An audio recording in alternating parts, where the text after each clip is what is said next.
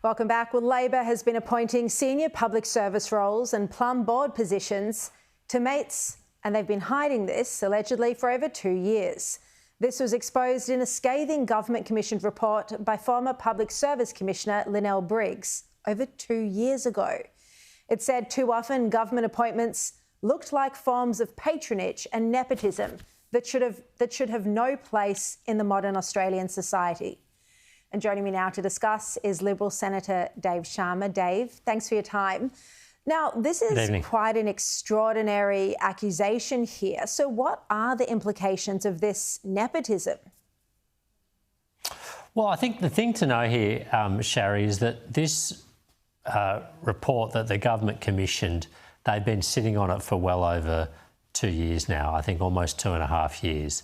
And it's because the findings are quite damning, and I think it's because they wanted to rush through a large number of appointments to government agencies, diplomatic posts, government boards, without this set of rules around them. Now, they finally released the report. This is after the Senate voted to compel the release of the report from Finance Minister Katie Gallagher. They released it. They dropped it to the media initially with no adverse or third-party comment allowed, so they got a clear run of the story. Now it's come out to the public, and the government is not even going to accept all the recommendations in the report. I think it's an extraordinary evasion and a denial of transparency. I mean, the government commissioned this report. They said there was a huge problem with government appointments to boards, and now they're, firstly, they've hid the report for well over 2 years, and now they're saying they're not going to abide by it.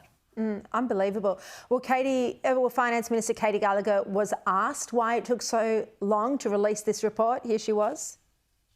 Why did the government sit on this report for 2.5 years?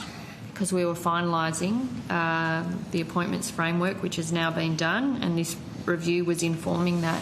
Why did it take so long? Because the work wasn't completed.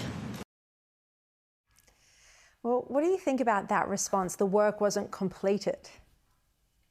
I think the truth is that the report was inconvenient to the government, and the fact that they hadn't released it and they kept claiming it was cabinet in confidence meant that they could continue to appoint a number of their mates to, board positions, overseas posts, government agencies, departmental heads, without this report sort of calling into question their judgment or their ethics in doing so. I mean, it's manifestly not true that the government could not formulate a response to this report, or that it would take them 2.5 years to do so. That's just simply not plausible at all.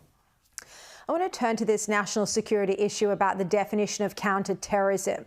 Now, this has been building for a very long time, this push from some Islamic groups to change the definition of counter-terrorism. It really has only hit the media recently, but, I reported some time ago that it was in the Islamophobia Envoy's report to government. And now as well, the Australian Muslim Advocacy Network has requested to remove religion as a motivation for terror acts.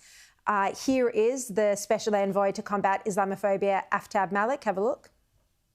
A wider society sees and hears Muslims recite, God's name or Allahu Akbar and assume that to be religion. So from the Muslim community's perspective, it is not religious. These are actually fringe ideological movements. And from the wider society, they only interpret that to be religious. Now, Dave, what's your view on this? Because extremism and, fundamentalist, extremist, Islamist is behind a lot of the terror attacks that we have seen. So, how can this work? Well, I don't understand and I don't accept the reasoning of that special envoy at all. I mean, as it stands currently under the law, I think it's section 100.1 of the Criminal Code, an act of terrorism is one that does or threatens serious harm designed to intimidate the public or a section of the public or coerce the government, and done for a political, religious or ideological motive. Now, is the special envoy saying that if it's done for a religious motive, it is no longer an act of terrorism, but it has all the other elements? But if it's done for a political motive, it is? I mean, I think it just defies belief. I think we all know what an act of terrorism is when we see it.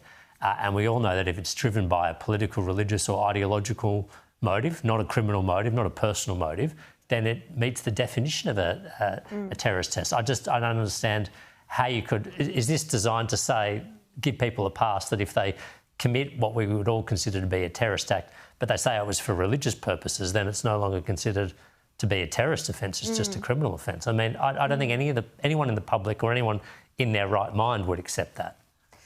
Do you think the Albanese government and the Home Affairs Minister Tony Burke will consider this? Well, I don't think they've given a response to the Special Envoy to Combat Islamophobia's report. I think a number of the recommendations that were made in that report were far-reaching, overreaching, really, and I would be alarmed if the government did take on board any of those recommendations. But that said, they appointed this person, they gave him a mandate, and they will need to find a way to respond to these recommendations. But as it is, I mean, that one in particular just doesn't pass the pub test. And it's extraordinary that, you know, it's been 4 or 5 months now since Gillian Siegel handed down her report into anti-Semitism and many recommendations there that federal government could act on, and still nothing has happened. We're about to have the end of the year. It's about to be Christmas. No, Gillian Siegel made a very comprehensive report with a lot of recommendations, and I think that the government owes her the duty to respond substantively to those. But instead we've had the Home Affairs Minister, Tony Burke, gaslighting any journalists who dare to ask him about it and suggest that they're somehow impugning Gillian Siegel's integrity. No, they're asking questions of the government about why they have not implemented her recommendations or what they are proposing to do in response to them. Very disappointing, but not surprising at all with this government. Dave Sharma, thanks so much, and I hope the rest of Senate estimates goes well. Thanks so much.